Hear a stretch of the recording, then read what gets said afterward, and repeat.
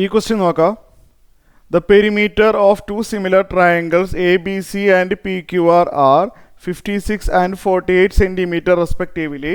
PQ by AB. ഇതാണ് question. രണ്ട് similar triangle ഉണ്ട് അല്ലേ? ഏതൊക്കെയാണ്? ഒന്ന് ABC എന്ന് പറഞ്ഞ ട്രയാങ്കിളും ഒന്ന് ABCയും വേറൊന്ന് PQR ആണ്. ഈ രണ്ട് ട്രയാങ്കിൾസും സിമിലർ ആണ്. സൈഡ് പ്രൊപ്പോർഷണൽ ആയിരിക്കും എന്ന് വെച്ച് കഴിഞ്ഞാൽ ഞാൻ പറഞ്ഞുതരാതെ, ഞാനിപ്പോൾ സൈഡ് എന്തെങ്കിലും പേര് കൊടുക്കട്ടെ, ABC ആണെന്ന് വിചാരിക്കുക. അങ്ങനെയാണെങ്കിൽ എയുടെ ABCക്ക് പ്രൊപ്പോർഷണൽ ആയിട്ടായിരിക്കും ഇവിടെ സൈഡ് വരാം. Say KA KB KC. ABCയുടെ എന്തെങ്കിലും ഒരു മൾട്ടിപ്പിള്, ചിലപ്പോൾ 2 ടൈംസ് ആവാം, ചിലപ്പോൾ 3 ടൈംസ് ആവാം, അങ്ങനെ എന്തെങ്കിലും. ഇവിടെ perimeter of two similar triangles are 56 centimetre and 48 centimetre respectively. PQ by AB equal to. ഇവിടെ പറഞ്ഞിരിക്കുന്ന ആദ്യത്തെ ട്രയാങ്കിളിൻ്റെ പെരിമീറ്റർ A+B+C ആണല്ലോ. ആദ്യത്തെ ട്രയാങ്കിളിൻ്റെ പെരിമീറ്റർ A+B+C ആണ്. അത് 56 ആണ്. രണ്ടാമത്തെ ട്രയാങ്കിളിൻ്റെ പെരിമീറ്റർ 48 ആണ്. KA plus KB plus KC 48 ആണ്.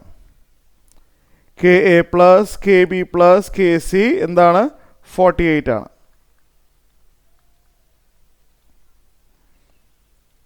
ഇനി എന്താ ചെയ്യേണ്ടതെന്ന് പറയാമോ? ആ രണ്ടാമത്തെ ഇക്വേഷൻ നോക്കിയേ.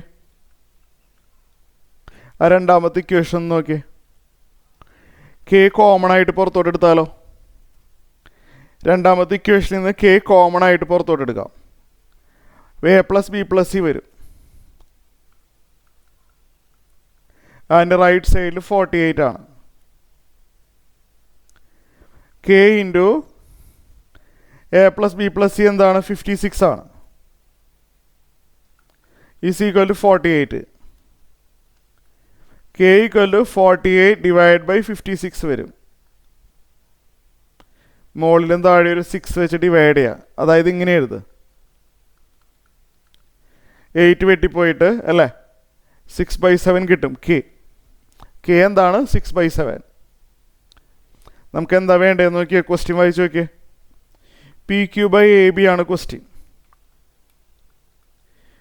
PQ എന്ന് പറഞ്ഞു കഴിഞ്ഞാൽ KA അല്ലേ? നോക്കിയേ. PQ എന്ന് പറഞ്ഞാൽ KA ആണ്. AB എന്ന് പറഞ്ഞാലോ? AB എന്ന് പറഞ്ഞാൽ A ആണ്. A വെട്ടിപ്പോയാൽ K കിട്ടും. K നമുക്ക് 6/7 ആണെന്ന് കിട്ടിയിട്ടുണ്ട്. അപ്പോൾ ആൻസർ എന്താണ്?